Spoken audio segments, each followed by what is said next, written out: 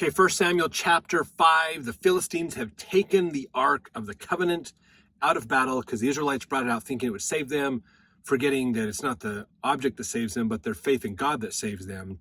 They didn't have faith in God. They were still wicked. They hadn't repented. So God was not with them. So they lost the battle against the Philistines. The Philistines took the Ark. Now they have a war trophy. So let's read about what happens here with the Philistines with this new war trophy. Philistines placed the ark in the house of Dagon, their god. The Philistines in Ashdod, then Gath, and Ekron are plagued and slain because of the ark is lodged with them. So they're going to learn some lessons here, which is pretty crazy. Verse 1, and the Philistines took the ark of God and brought it from Ebenezer unto Ashdod. Then, and you can look those in the Bible dictionary, those names up. When the Philistines took the ark of God, they brought it unto the house of Dagon and set it by Dagon. So they brought this into the house of Dagon. So this is a kind of a temple or place of worship of Dagon, their god. And if you ever see a symbol of Dagon, their god, it looks like a man with kind of a crown type thing like a pharaoh would wear of Egypt. He has a beard, but the bottom half of his body is a fish. So he's kind of a mermaid type symbol. If you could think of Ariel's father in The Little Mermaid as kind of a more lifelike version of what Dagon would have looked like for the Philistines. So verse 3, so here's what's interesting is they brought the ark in and they set it, so they have a pedestal and their image idol of Dagon is on it, basically. And so they set the ark in front of it as a war trophy because, of course, they believe Dagon is our God and our God made us more powerful than their God, so we're going to bring their God's item into here and put it down here to show our God is more powerful than their God. Verse 3, when they of Ashdod arose early on the morrow, behold, Dagon was fallen upon his face to the earth before the ark of the Lord, and they took Dagon and set him in his place again. So this is probably a curious thing going, oh, what happened? Did somebody bump the idol? What happened?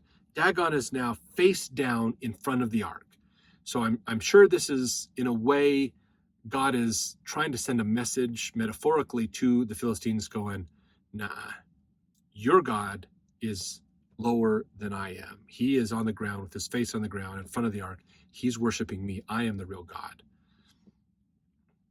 And so they put him back up. Oh, this is so weird. Let's put him back up. So they put him back up. And when they rose early on the morrow morning, behold, Dagon was fallen upon his face on the ground before the ark of the Lord. And the head of Dagon and both the palms of his hands were cut off upon the threshold. Only the stump of Dagon was left to him. So the next day, they show up again to worship Dagon, and they realize not only is he fallen, but his head is broken off, and his hands are off. So this should be setting them a bit of an omen that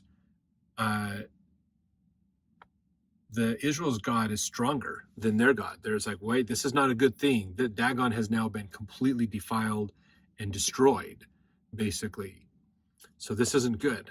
Verse 5, therefore neither the priests of Dagon nor any that come into Dagon's house tread on the threshold of Dagon and Ashdod unto this day. They didn't want to go in. They didn't want to mess with that. Basically, like, oh, this is a bad omen. Bad omen. But the hand of the Lord, verse 6, but the hand of the Lord was heavy upon them of Ashdod, and he destroyed them, and smote them with emerods, and even Ashdod and the coasts thereof. When the men of Ashdod saw that it was so, they said, the ark of the God of Israel shall not abide with us, for his hand is sore upon us and upon Dagon our God. So this is what they're looking at here, basically, is they're going, oh no, suddenly all the people of Ashdod and the surrounding area is fallen to, smote them with what are called emerods. And we're going to learn about that here in a minute, but they have a sickness given to them, basically. And they're all sick. Out of all the Philistine cities, this group is sick. And they're going, it's got to be because we have, the only thing that's different is we have the ark of the God with us. So let's get rid of it, basically. Verse 7, when the men of Ashdod saw that it was so, they said, the ark of the God of Israel shall not abide with us, for his hand is sore upon us and upon Dagon our God. They sent therefore and gathered all the lords of the Philistines unto them and said, What shall we do with the ark of the God of Israel? And they answered, Let the ark of the God of Israel be carried unto Gath. And they carried the ark of the God of Israel about thither. So then they're like, I don't want it. We don't want, look, we think this is cursed. We're cursed because of this. And I'm sure the other Philistines are like going, don't worry about it, dude. We'll move it over here. Let's move it over here. This is still our prize. We're not giving it back to Israel. This is still our prize. We're going to move it over to another tribe of the Philistines. Verse 9, and it was so that after they had carried it about, the hand of the Lord was against the city with a very great destruction.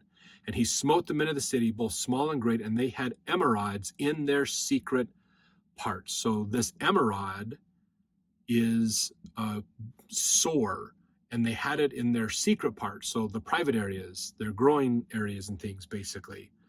A crazy sickness that's happening, basically, that's going on here. Verse 10, therefore they sent the ark of God to Ekron. And it came to pass that the ark of God came to Ekron, that the Ekronites cried out, saying, They have brought about the ark of God of Israel to us to slay us and our people. So they sent and gathered together all the lords of the Philistines and said, Send away the ark of God of Israel, and let it go again to his own place, that it slay us not and our people. For there was a deadly destruction throughout all the city. The hand of God was very heavy there. So they're going, we don't want it. Get it out of here. So they're kind of playing hot potato with the ark, basically. And no one wants it because their people are sick. Their people are dying of this problem. It's crazy. So they decide, give it back to the Jews. We don't want this. Let Israel have it. Verse 12, and the men that died were not smitten with the emerods, and the cry of the city went up to heaven. So some died without the emerods. The ones that lived got the emerods, this sore that happened on them. So what is going on with this, basically? This is the Old Testament study manual had this to say. Because the word translated emerod means an inflamed tumor, many have assumed that the Philistines were smitten with hemorrhoids and thus were motivated to send the ark back to Israel.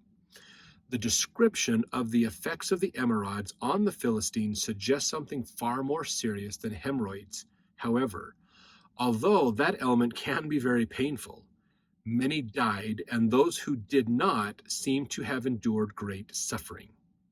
Josephus indicated that it was a very destructive disease involving dysentery, bleeding, and severe vomiting. See Antiquities of the Jews, Book 6, Chapter 1. Josephus also mentioned a great plague of mice that accompanied the disease. Although no direct mention is made of the plague of rodents when the Philistines sought to placate Jehovah's wrath upon them by returning the ark, they sent 5 golden emerods and 5 golden mice as well. We're going to see that in the next chapter. The severity of the disease and the fact that rodents were involved lead many scholars to conclude that what smote the Philistines was bubonic plague. Bubonic plague gets its name from the buboes or tumorous swellings in the lymph glands. These tumors settle particularly in the area of the groin. This fact would explain the secret parts mentioned in 1 Samuel 5:9. It is well known that rats and mice are the main carriers of this disease, for the fleas that transmit the disease to man live on rodents. The disease is accompanied by great suffering and pain, and the fatality rate may run as high as 70% in a week's time. Small wonder that the Philistines were anxious to return the Ark of Israel. Yeah. The ancient Philistines were very superstitious. They, like many others during the world's history, believed that an image made to represent an actual object might be used to ward off evil powers. Such appears to have been their thinking in making golden images of the emerods and the mice and sending them as a trespass offering with the ark back to Israelite territory. So they're like, have your ark back. By the way, here's some golden idols of mice and emerods. Get them out of here. We want, these are going to ward off the problem so that we don't have this problem anymore in our community. So let's read in the next chapter what happens to the Philistines as they get rid of the ark.